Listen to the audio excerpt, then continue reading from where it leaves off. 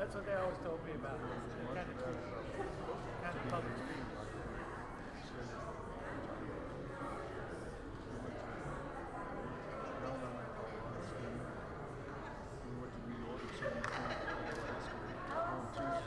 Tuesday night and flew out Thursday night to go to Wichita. Then we're going to be close. We've been going back from Minnesota.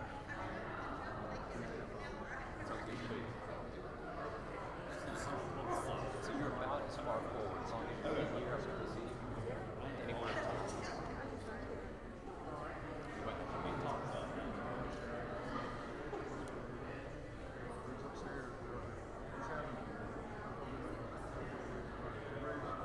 Your mom says she goes to stay home and get my mom's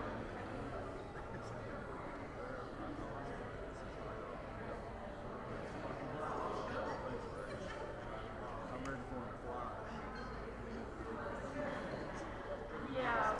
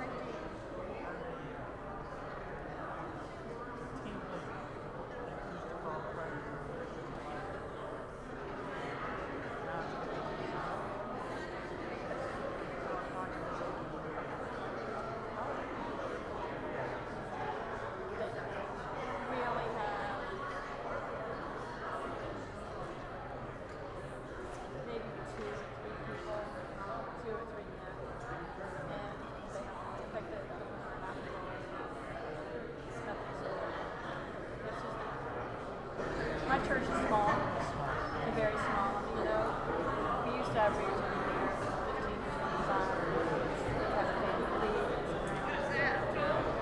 If I hit a plateau at 13 to 14 or 15, but let me say something else though. They've got a heart for service.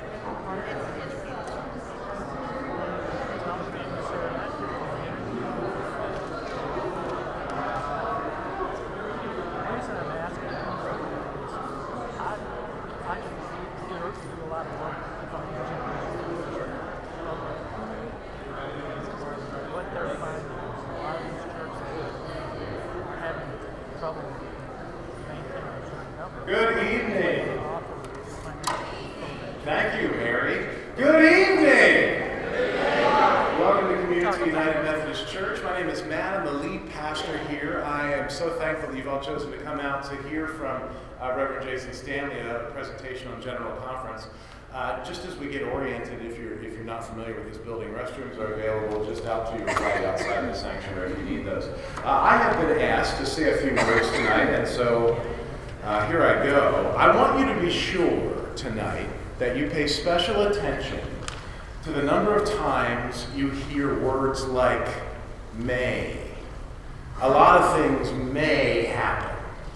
A lot of things could happen. A lot of things are possible to happen. A lot of things might even be probable to happen.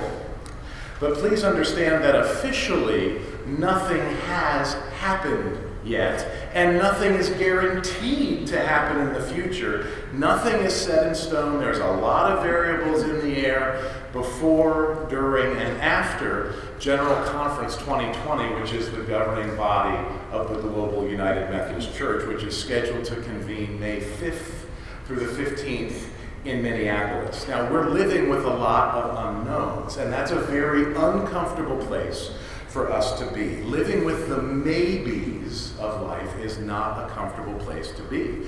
We want answers, but we just have questions. We want resolution, but we just have proposals for now. But all that said, we may, as United Methodists, be close to finished with our half-century-long debate about human sexuality. And let me just tell you that the idea that we might be able just to finally stop fighting is joyous as far as I'm concerned. It's an exciting prospect because I'm sick of the fighting, and maybe you are too. We've been fighting for way too long.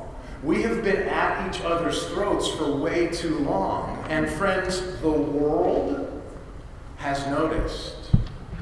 We don't end up on the front page of the New York Times for all the great stuff we do with UMPOR.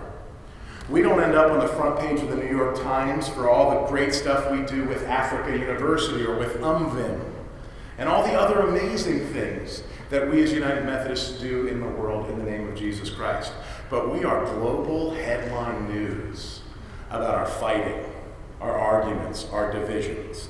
And I'm sure there are exceptions, but it's my observation that the vast majority of people think like I think, and that is that we are just ready for the fighting to just finally stop already. Now the good news is that the United Methodist Church may be close to finally clearing a half-century-long impasse.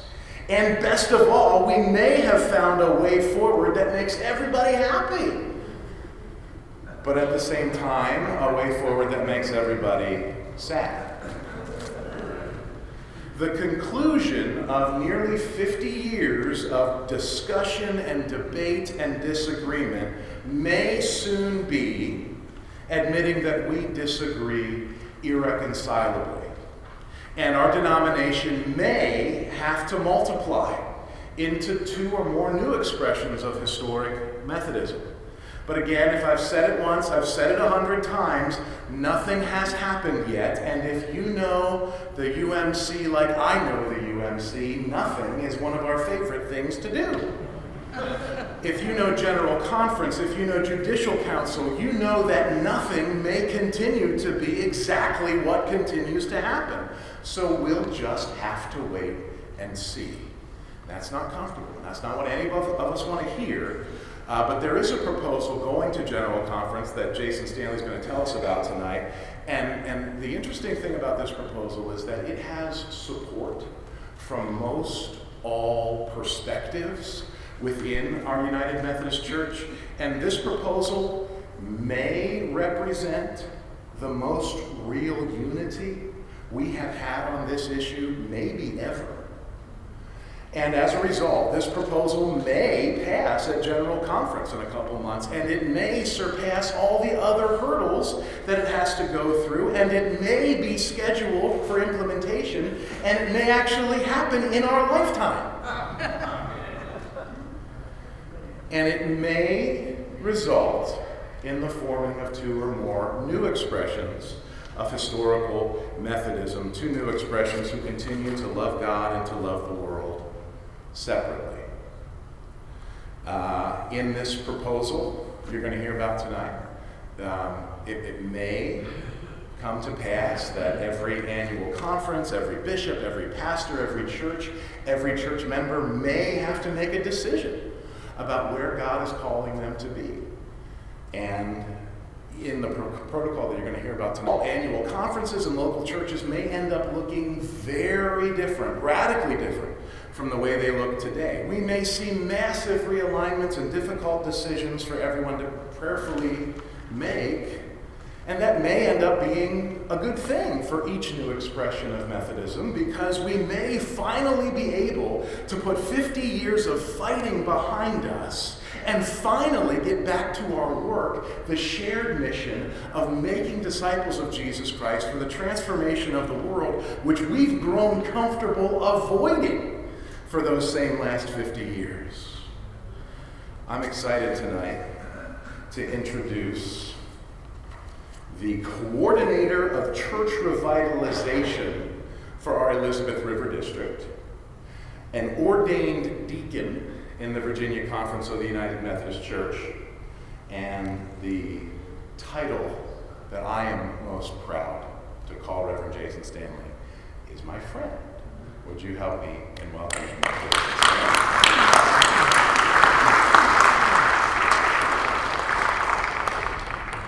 All right, thank you all. I do have some slides that are going to show up here in a little bit. I am Jason Stanley. I'm an ordained deacon, as Matt said, and I feel like I've just been to church. I'm also a delegate to General Conference, which is a little daunting and going to be time-consuming. I'm hoping our slides come up, because there's really an important thing on this first slide I want to get up there. There it is. So throughout the evening, as we have this conversation, I invite you to send your questions to this number, and it's also on your handout. I hope everybody got a copy of the slides. This will help us when we get to the last part of the night to kind of move swiftly through. So we're collecting the questions throughout the night. And if you're curious, this is Brian's cell phone. So you know, tomorrow or next week, if you still have questions, just text it to Brian, and he'll take care of that. I'm also going to make a commitment to you all that we're probably not going to get to all of the questions, but I am going to, Brian and I have already talked, he's going to send me all of the questions so I can share them with the delegation, so that the things that you all are wondering and pondering will be shared as well. Okay? The next slide, please. So we're going to talk about General Conference tonight, and whenever I talk about General Conference, I always have 3 grounding rules for all of us who are in this conversation. Some of you may recognize these grounding rules as John Wesley's 3 simple rules: do no harm, do good, and stay in love with God. I feel convinced that if we can do this, we can have any solid conversation, right? I will say only once, and this was leading up to 2016, that I have to call a group of people out because they were doing harm. I think once in however many years is pretty good record. So, my goal tonight is to share with you information about what we know at this point. Okay? I'm going to talk about what General Conference is, how it works, so you kind of get some of the backstory about what we're looking at in May, and then I was asked to talk about the protocol for reconciliation and grace through separation, and so I'm going to talk about what we know about that. All right? Images came to mind for me. One was the hours between the crucifixion and Easter Sunday, and the uncertainty and the maybes and the unknowns that the disciples must have felt in those hours. The other image was the image of the disciples in the upper room, right? After Jesus has ascended and he has promised that his helper, his advocate, the Holy Spirit, will come to them, and they're locked up in the upper room and they're afraid, right? They're praying, I hope, but they're afraid, right? And then the mighty rushing wind. So I feel like we're in this anxious time of anticipation, waiting for what is going to be. And Matt's right. It's a lot of maybes. But we're resurrection people. We're Easter people, right? Amen? Do you believe that we're Easter people? Because I have to hang on to that hope that we are indeed Easter people. Because I can't go to General Conference not believing that we are Easter people. Because it's only through the power of the resurrection that new life will be with us, among us, in whatever shape, form that may take. I don't know. But I have faith in the one who rose again, and the one who gives us new life, and the one who calls us to not be stuck up in an upper room, but to be out there, through those doors that are open right now, sharing the gospel. So let's pray. Almighty and everlasting God, we give thanks for calling us to be the church. Lord, we give thanks for all the many ways in which you have blessed us so that we may carry the gospel, so that we may make disciples of Jesus Christ. Lord, be with us tonight as we talk about, as we learn about, and as we ponder this thing called General Conference. Be with us, Lord, in this in-between time, between now and what you have called us to be in the future. Be with us, Lord. Remind us on a daily, hourly basis that we are Easter people. That we are Easter people who have been called to new life. We are Easter people who have been called to carry the message. We are Easter people who have been called, Lord, to be you to all of those people in our communities and in our world who have not heard the good news. Lord, be with us tonight. Be with us in this space. May your Holy Spirit dwell among us during this time. It's in your name that we pray. Amen. So we're going to start with a basic question. What is General Conference? General Conference is a body of people that meet every 4 years. It's the only body within the church that can officially speak for the United Methodist Church. There are delegates who come from every annual conference around the world. Every annual conference sends delegates to General Conference. And there's an equal number of clergy and laity represented at this conference. So, next slide. A little bit of the backstory here is that in 1968, there was a uniting conference held in Dallas, Texas, between the Methodist Church and the Evangelical United Brethren. We call that the merger, right? That's the merger that we talk about in confirmation class. During that uniting conference in April of 1968, the body appointed a couple of commissions. Can I just say we are really good at creating committees? We do that really well. So the body established some commissions that were to develop the United Methodist doctrine and church structure and social principles. They also approved for a called special session to happen in April of 1970 to receive the reports, and that became the organizing conference for the United Methodist Church.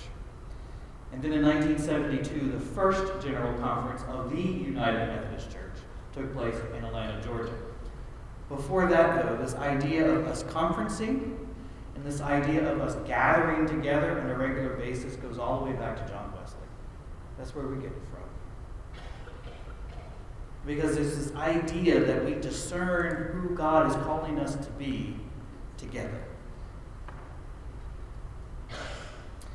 So in 1972, the adopted, or the book of discipline that came to be from the two bodies in the merger came out in 1972 that included the social principles, which includes a statement about human sexuality that has been, as Matt said, debated ever since 1972. Next slide. So one of the things that happened when we created our governance, our structure, is we modeled it after the United States government. And nobody thought that might be a problem. Anybody with me on that? So there's 3 branches, if you will. There's the executive branch, or the Council of Bishops, which, there's no single person that runs this part of the branch. It's a group of people. They have general oversight over the ministry and mission of the church. They provide spiritual leadership to the entire church connection. The council is composed of active and retired bishops. And then you see in the middle there the judicial council. It's made up of 9 people, lay and clergy. Can you guess what they do? They're like the Supreme Court, right? They're our judicial branch. They hear cases that people bring. Oftentimes, pieces of legislation will get challenged and will go to the judicial council, and the judicial council will then rule if it is constitutional or not. Sounds like a lot of fun, doesn't it? I heard that. And then we have the legislative branch, or the General Conference, made up of all of these delegates from around the world coming together to do legislative work. And so when we get to General Conference, we're divided up into, this year, I can't remember, it's 12 or 14. They added more legislative committees. We're so good at adding committees. So we're then divided up into these legislative committees. We receive the petitions and proposed legislations that have come before us, which, by the way, books. This is how much, this is it. Actually, this isn't it. This is more. We'll talk about that in a minute. So the legislative committees do their work, right, with the legislation that's received, and then they make recommendations to the full General Conference, and then the General Conference either votes it up or votes it down, right? Sounds just like Congress, right? Just about. So, our next slide. So in 1968, when the United Methodist Church was formed, you see that 92.5% were from North America. Now, 1968, they didn't distinguish U.S. from North America there. But you see, 4% were from Asia, which was the Philippines, Asia, and Southeast Asia, and then you see 2% were from Africa. Look at the next chart, 2016. What do you notice? So the United States represented 55% of the delegates, while Africa represented 43%, and the Philippines 1.5%. Let me tell you how that happened. Your delegation, each annual conference's delegation, the number that you have, or the number of delegates you can have, is based on the membership of the annual conference. So what's been happening in the United States? It's been declining. The church has been declining. Y'all, this is happening in the Roman Catholic Church, in the Lutheran Church, Presbyterian Church, the Southern Baptist brothers and sisters are experiencing the same thing. Church in the United States is declining. What's happening in Africa and Asia?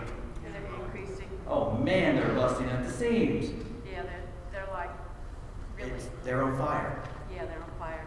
On fire because it's all about making disciples.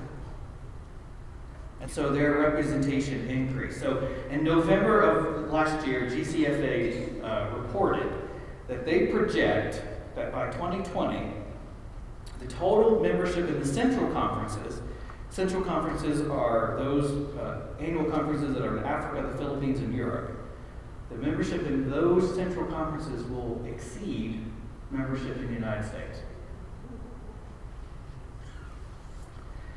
And so, because Matt went there earlier, I'm just going to circle back to it. I believe that the local church is on the front line of making disciples of Jesus Christ. I said this last night to another group of people. I don't know if anybody saw me last night. We're not going to make disciples at the district level. We're not going to make disciples at the annual conference level. We're not going to make disciples at the general conference level. We're making disciples at local church level. That's where our energy needs to be. Amen? Amen. Okay, so 2020, next slide. In 2020, there will be a total of 862 delegates. 58% is from the United States. And then you see what the makeup of the Virginia delegation is, 11 clergy and 11 lay. Virginia, by the way, Virginia and North Georgia have the largest delegations in the United States. There are 2 annual conferences in Africa that are larger than us. One of them is bringing 50 people, North Katanga. Lots of things happening there. And you see the makeup of we have 10 elders and 1 deacon. I wonder who that is. 11 female, 11 male, 2 persons of diverse ethnic heritage, 7 persons. Next slide. So one of the things that's important to remember as we talk about General Conference is no General Conference decision binds a future General Conference. So in other words, in 2016, we put out the 2016 Book of Discipline. When we get to 2020, everything in here is open to change. Basically, if there's a piece of legislation in one of these books that goes to a legislative committee, once that paragraph is open, whether it's part of the proposed legislation or not, legislative committee can change anything in that paragraph once it's open. Does that make sense? So every 4 years, as part of our process, every 4 years, there's this discernment of what needs to stay, what needs to change, who are we now, are we adapting to our times, all of those kinds of questions. Okay, next slide. So there's this thing called the daily, or the advanced edition of the Daily Christian Advocate, which is these 3 amazing books that I get to read in my spare time. That's all of the legislation. It is available online. You are track legislation if you're a church nerd like me, and then other resources and other information is there as well. So that kind of just gives you a kind of highlight how General Conference is going to work, right? We have received legislation. We are preparing to get to General Conference. Once there, we are in legislative committees, and we deal with the legislation that has been assigned to our committee. We make recommendations, we make proposals, and then it goes to the General Conference body. And the whole body then has to vote up or down. Okay? Yeah, exactly, right? It's exhausting just talking about it. All right, so next slide. I was asked to talk about this thing called Protocol of Reconciliation and Grace Through Separation that came out last January the 3rd. What better time to put something out? January 3rd, a Friday, nonetheless. There's a couple of words in this reconciliation. When you hear that word reconciliation, what do you think of? Bringing together. Anybody else? Grace. Reuniting. Yeah, so, and then the other word I was going to point out is grace, which is a core piece of our Wesleyan heritage and theology, right? So the spirit of this document is that of reconciliation and grace. As Matt highlighted at the beginning, we have been fighting for a really long time. 1972. Every General Conference since 1972, we have been fighting over this stuff. Which means, Brian, you and I have grown up in a church that has fought over something. Consistently. And Matt too. And anybody else who's our age. It's kind of, when you start thinking about that, it's kind of sad, right? And it has created more and more division among us. And so there's a spirit of reconciliation.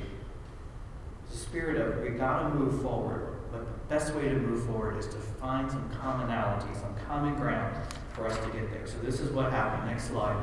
Bishop Yamasu from Sierra Leone in July, after the 2019 General Conference, said, y'all have been having this conversation for a really long time, and the voices from the Central Conferences haven't been involved. And so he pulled a bunch of people together to begin a conversation. And that conversation continued, and it eventually led into this mediation group, and you see all of those folks there, that began meeting on a fairly regular basis. They included people from the United States as well as those from Central Conferences. They were progressive, traditionalist, and centrist, as Matt had mentioned earlier. And their goal was to find a new way forward.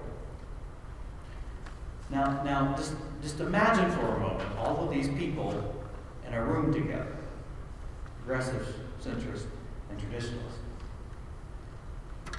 Do you remember that Saturday Night Live Thanksgiving sketch during 2016 presidential election where they're constantly fighting until they play the Adele song? Anybody with me on this? Some of y'all are with me, I can tell. Yeah, all right. Anyway, it's kind of like, that's how I imagine this being. And so they realized they can't do this on their own, so somebody said something to somebody who knew Ken Feinberg. Does that name sound familiar? Ken Feinberg is a professional mediator. He mediated the Virginia Tech fund after the Virginia Tech shooting, the 9/11 fund for first responders, he did that. He heard about this, he heard about what was going on, and he said, let me help you. Let me help you. And he did all this work pro bono. And so this is what happened. Next slide. There were some commitments that were made. Now, commitments, you could also say agreements.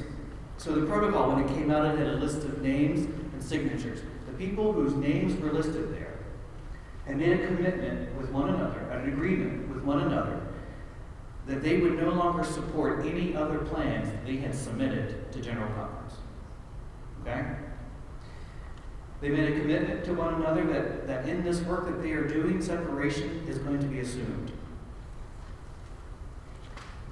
They made a commitment that they together would work on legislation related to that protocol to be sent to General Conference. And they made a commitment to one another that they would use their best efforts to encourage others within their groups, within their parties, within their circle of influences to consider this legislation at General Conference.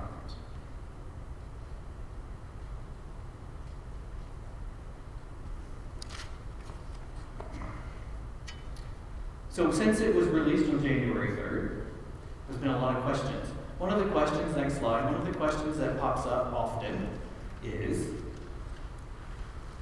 do we have to vote? A phone call to don't vote now. Don't do it right now.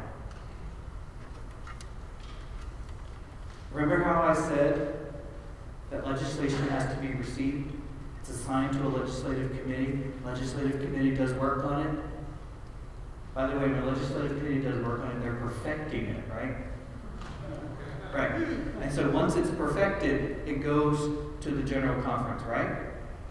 Now here's the other thing about what happens. Once it's on the floor of General Conference, anybody can stand and make a motion and say, I want to add this to this piece of legislation, right? So when we say we don't know what's going to happen, we really don't know what's going to happen. Anything can happen. Y'all been to annual? How many of y'all been to annual conference? Anything can happen, right? Yep. I never know what to expect. All right. So the question is, do we have to vote? The answer is yes or no. Really helpful, right? That's why they got paid the big bucks. No. So here's what happens. According to the protocol and the legislation related to the protocol, part of the United Methodist Church. Okay? If there is a conference that wants to separate and join a new denomination, a new expression of Methodism, they would need to vote. Okay? The annual conference. If an annual conference chose to separate from the United Methodist Church, they would need to have a vote. I'm going to talk about some of that in the next slide. The default, if an annual conference leaves the denomination, is all of the churches in the annual conference goes with it. Okay? So if that happens, and a local church says, no, I'm not aligned with where my annual conference goes, I want to remain a United Methodist, it would then need to vote to remain United Methodist. Follow me? It's making my head hurt. Now, if the opposite is also true, right? The default is everybody's United Methodist, the annual conference chooses it's going to stay United Methodist, it's not going to hold devotions, then it takes a vote. Okay? Okay, so next slide, because this might help. There's a proposed timeline, and I apologize. Oh, y'all made it bigger. Awesome. Y'all are so cool. Let's give it to the tech team up there, right? Yeah, they're awesome. So here's the proposed timeline for all of this work. It's been worked into the legislation that was released a few weeks ago. So if a group wishes to form a new denomination, they would need to register their intent no later than May 15th, 2021. Okay? Central conferences as a central conference. Now remember, central conferences are they're in Africa, they're in Asia, they're in Europe, and they're made up of a bunch of annual conferences. Central conferences can join one of those new denominations by December 21st, 2021. Then annual conferences would need to decide or not decide. As Matt said earlier, no decision is actually a decision. By July 1st, 2021. Okay, so General Conference meets when? In May of 2020, right? So basically a year after General Conference, those groups who wish to form a new denomination have a year to do that, to register the intent to do that. Let's be clear there. Why does that need to happen first? Because if a church or an annual conference wishes to join a new denomination, that new denomination needs to be formed first, right? And so that's why that part is there. Okay, so if an annual conference is going to vote about joining a new denomination, the legislation and protocol states that there needs to be a 20% threshold of support to have the vote. Okay? That's a pretty low bar, don't you think? Yeah. So if 20% of the body wishes to say, yes, let's vote on it, then you vote on it. Then the body must support that motion by 57%. Now, somebody's going to ask me, before you text Brian, why is it 57%? Let me just tell you. Remember the Thanksgiving table image? All these people in the mediation group? A bunch of them wanted a simple majority. A bunch of them, what did I just say? Did I say simple? Bunch of them wanted a simple majority. A bunch of them wanted a super majority. Right? This went on apparently for days, we are told. And then finally, Ken Feinberg said, why don't you just do 57? Right, smack in the middle. And that's what they did. That's how they got 57. Okay, next slide.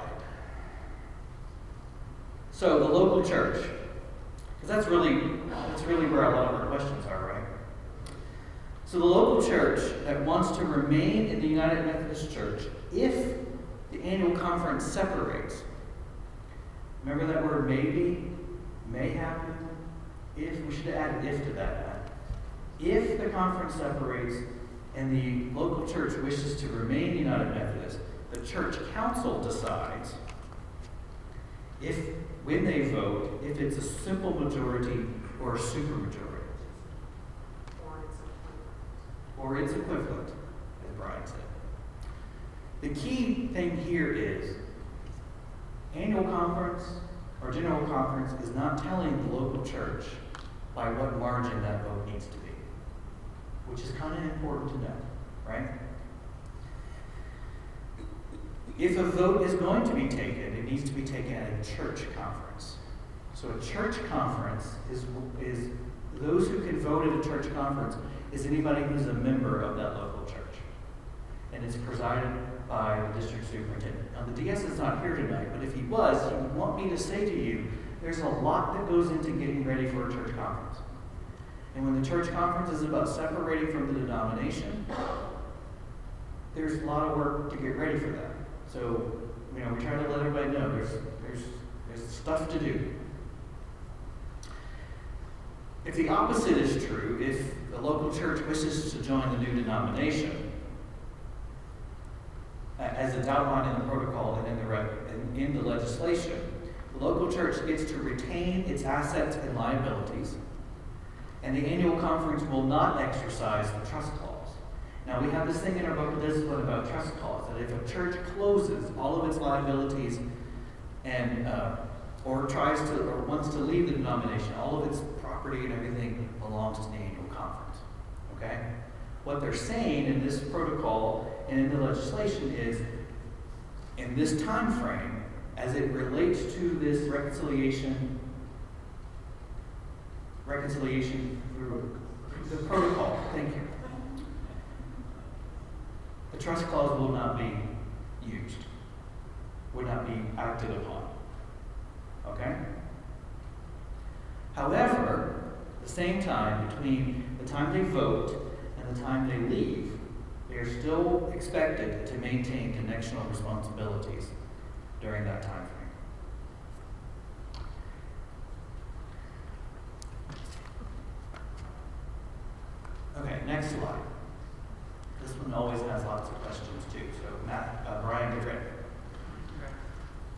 So part of their conversation around this protocol was about money. And so they decided, they came to this agreement that if a new traditional Methodist denomination is formed, they would receive $25 million over 4 years as organizing money, seed money, that kind of thing, right? This is reconciliation and grace, right, at work. Now, the third bullet says if there's more than one traditional Methodist denomination that forms, then all of those who self-identify as traditional Methodists then would share that $25 million. Okay? That's the way it's written. Then they added in that if other Methodist denominations, and here the implication is if it's not aligned with one of the traditional Methodists and it's not aligned with the United Methodist Church, but maybe aligned more left, because that's the only place left to go, they would receive $2 million over 4 years. Okay?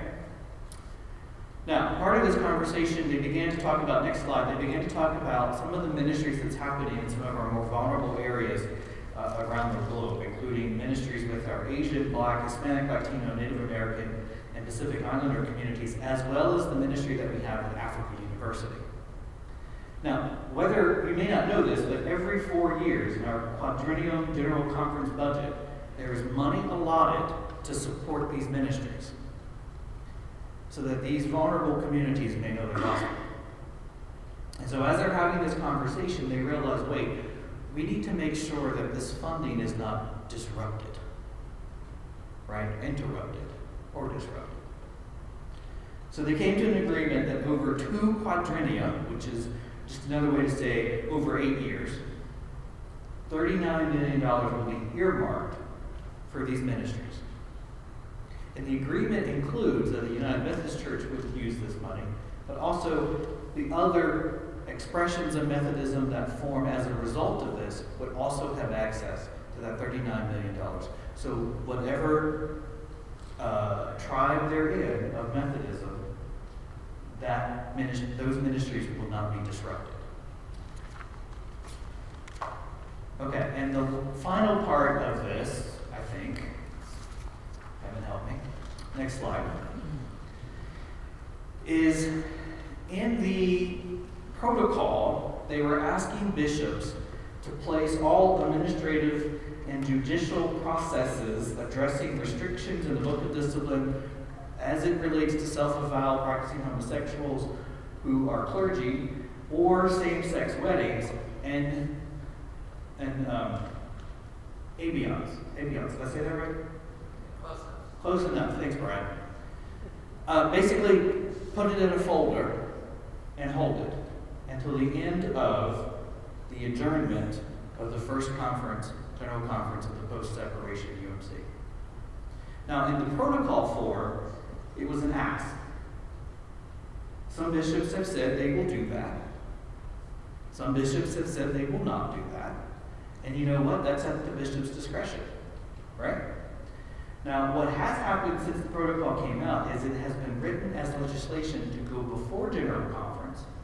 So we'll see what happens. But the General Conference could say, no, this is how we're going to do it, right? So, okay. It's 8:30. I don't know how much time I was supposed to have, but I just took it. And why don't we put the first slide back up? I don't even know why I made a slide that said Q&A. Yeah, put that with Brian's number on it. So I kind of threw a whole bunch of stuff at you. And just remember, I got all of this. Let me point out one more thing. So the legislation that's related to the protocol is not in these books. It's not in these books. So there was a deadline for legislation. It was in September. There is there's a thing in our discipline that says annual conferences can submit legislation to general conference as long as it's X number of days before the general conference. 45 days. So there's an annual conference in the Philippines Many of our central conferences, annual conferences, meet on a different schedule than we do in the United States. They actually met a few weeks ago and they submitted this legislation along with some other legislation about regional conferences to the General Conference. So it has been officially submitted. Having said that, the delegation still has not officially received it like we have with all of this. Okay? Have I confused you? Good. Can you tell me? Okay, Brian, what we got? Okay, I'm just going to ask the questions in the order in which I received them. The first question that was posed tonight was, would there be lobbyist or other outside pressures on the votes of the General Conference? Yes. So, remember that part where I said it was like Congress? So there are caucus groups and lobbyist groups that are very active and very busy prior to a General Conference and during the General Conference. In fact, probably starting next month, as members of the delegation, we will begin to receive emails and letters and brochures and all kinds of stuff telling us how we should vote. Propaganda, yeah. This is a two-part question. What is a new traditional Methodist church? The second part of the question is, will there be a church that supports having gay pastors and supporting same-sex weddings? So what is a traditional Methodist church? So the implication is, read it again, make sure I'm doing this right. Sorry, Jason, I moved on. No? What is a new traditional Methodist church? I would say those who align, I'm looking at Greg, make sure I'm going to say this right.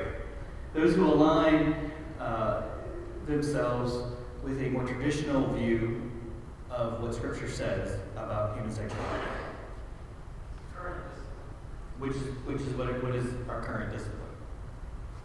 Right. The second half of the question is, would there be a church that supports having gay pastors and celebrating same-sex marriages? So I think for many that's the hope of what will happen post-separation. Notice that none of that is listed or named in the legislation related to the protocol. Protocol is dealing with how do we do this, how do we have come to this place. The word impasse has been used a lot. We have come to this place where we can't keep fighting. Right? As Matt said, we can't keep fighting. Because what happens when we're fighting? We're not making disciples of Jesus Christ. Right? Friends, 60 to 70% of Americans claim no religion at all. No religion at all. I was at a church last month doing a workshop with them, and I showed this chart.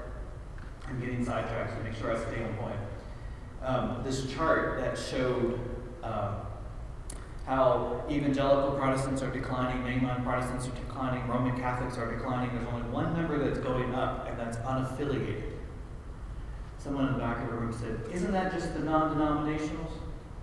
No, friends, these are people who don't claim any religion at all.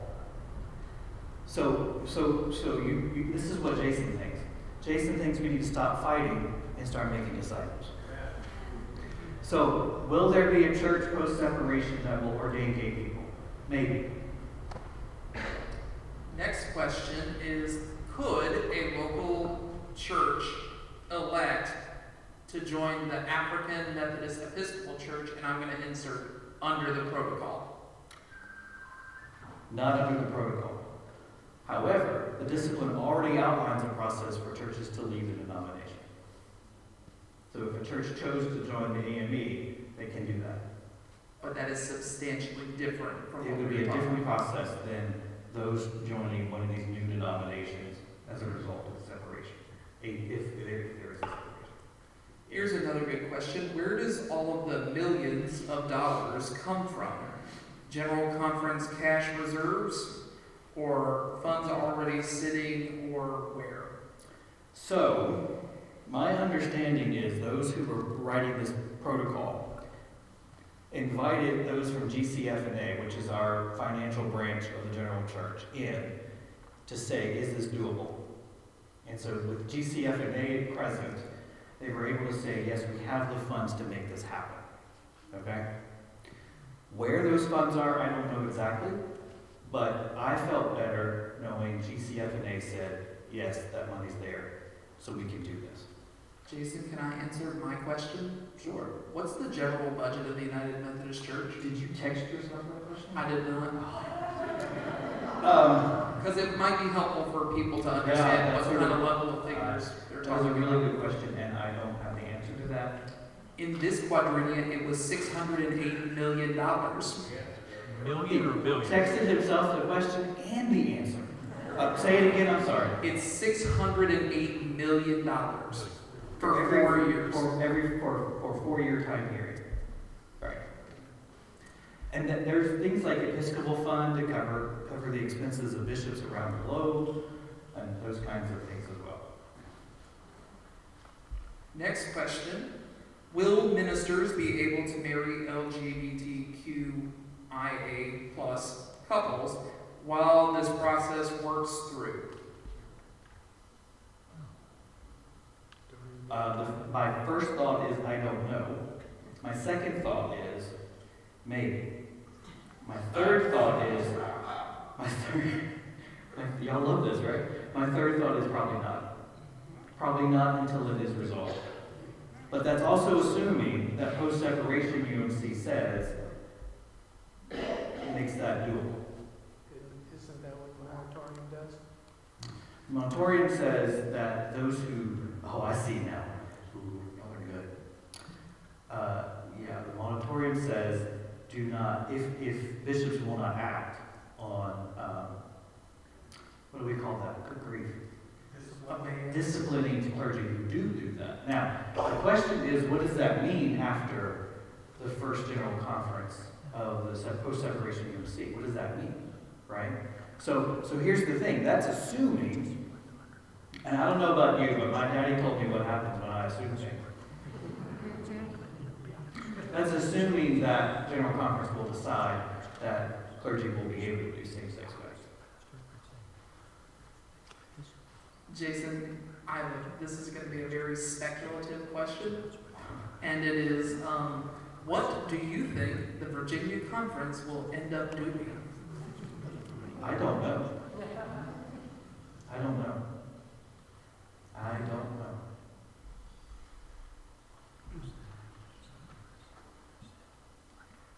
Jason, the next question is, will the General Conference get around to doing anything else? What are some other important issues going before the General Conference? Will we do anything else? So, here's something that's interesting. The 2016 General Conference, prior to 2016, including 2016, legislation is received, right? We get all of this legislation, right? One of the things that I forgot to tell you earlier is when the legislative committee meets, one of the first things they do is prioritize the legislation. So they rank it basically from importance to least importance. Often what would happen is the things of least importance would not get, they would run out of time, right? And so the 2016 General Conference made this decision that could no longer happen.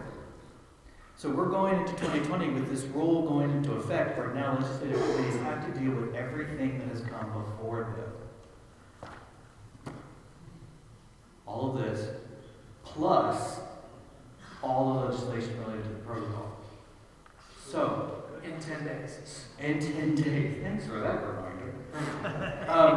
What else is coming before the General Conference? The General Board Church Society has been working on updating and revising the social principles. Remember I said they were first done in 1972. They haven't been touched since.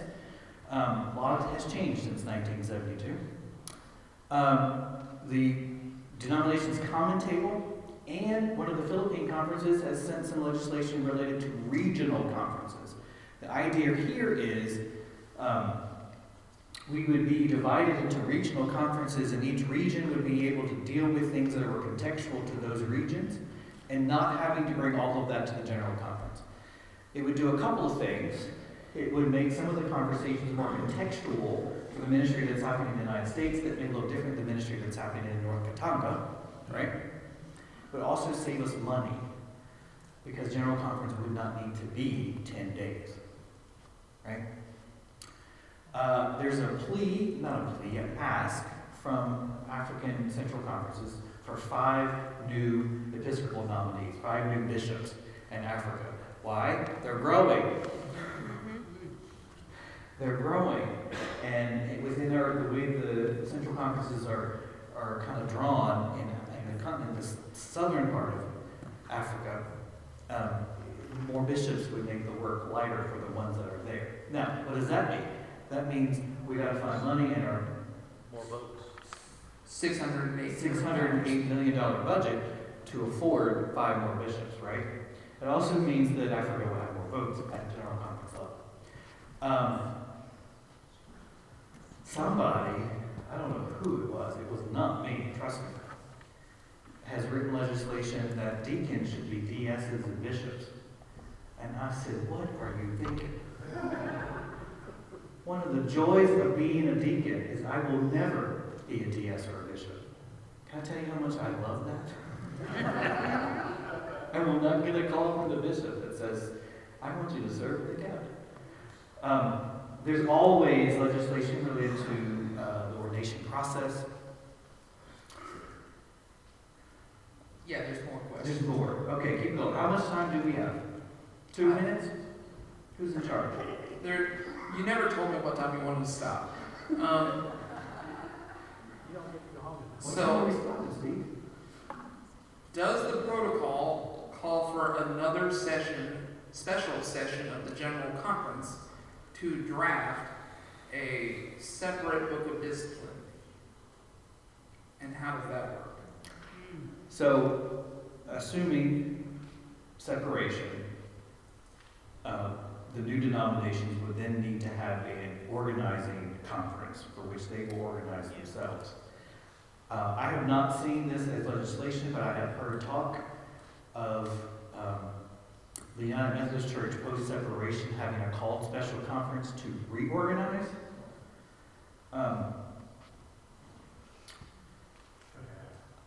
So one of the things that community found is you all were having a lot of meetings, but not being a lot of ministry, right?